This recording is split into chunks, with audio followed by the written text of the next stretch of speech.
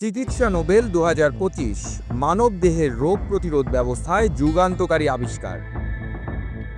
চিকিৎসা বিজ্ঞানে এক নতুন দিগন্ত উন্মোচিত হলো। 2025 সালে নোবেল পুরস্কার পেয়েছেন যুক্তরাষ্ট্র ও জাপানের 3 জন বিশিষ্ট গবেষক। তাদের আবিষ্কার পাল্টে দিচ্ছে মানবদেহের রোগ প্রতিরোধ ব্যবস্থার চিরাচরিত ধারা।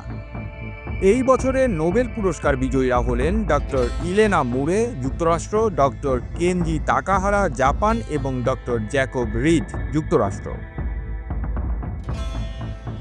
তাদের গবেষণার মূল বিষয় কিভাবে মানবদেহের ইমিউন সিস্টেম নিজের ক্ষমতা আরও কার্যকরভাবে কাজে লাগাতে পারে, বিশেষ করে ভাইরাস, ক্যান্সার ও অটো ইমিউন রোগের বিরুদ্ধে।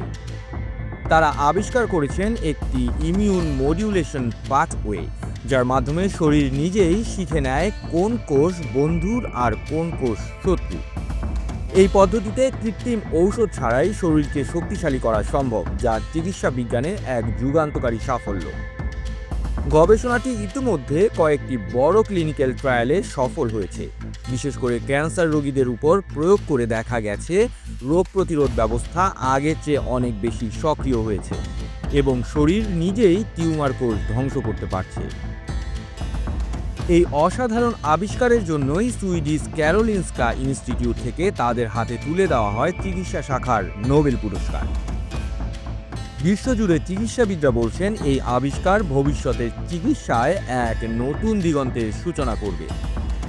একবিংশ শতাব্দীর চ্যালেঞ্জগুলো মোকাবেলায় বিজ্ঞান যখন মানুষের সবচেয়ে বড় আশ্রয়, তখন এই নোবেল জয়ী গবেষণা আমাদের মনে করিয়ে দেয় বিজ্ঞান কেবল প্রযুক্তি নয়, এটা মানবতার ভবিষ্যৎ গড়ার হাতিয়ার। তাদের এই স্বীকৃতি শুধু 3 জন বিজ্ঞানী নয়, পুরো মানব জাতির জন্য এক অনুপ্রেরণা। আপনারা দেখছিলেন প্রতিদিন সকাল।